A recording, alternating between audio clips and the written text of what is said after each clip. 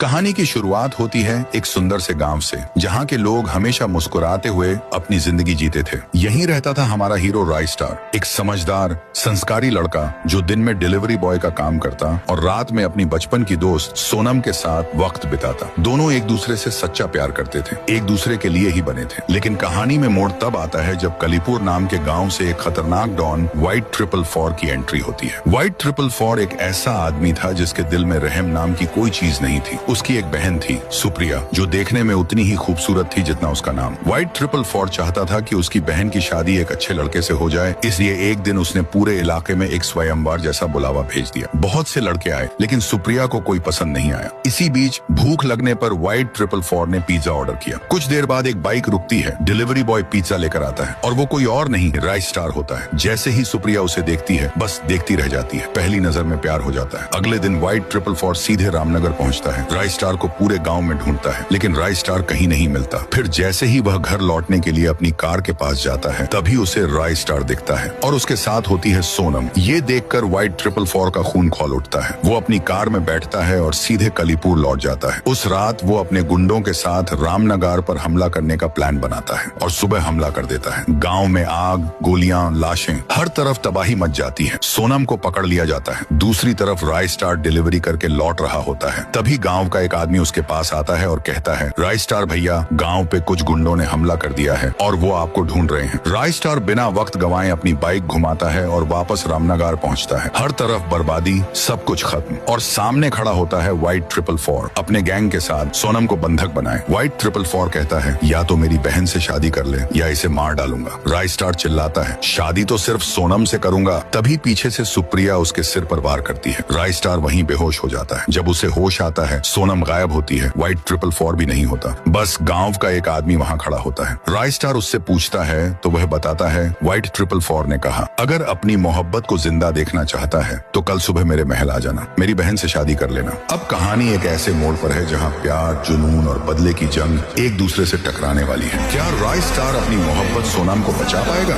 या सुप्रिया के प्यार और व्हाइट 444 के गुस्से के आगे झुक जाएगा?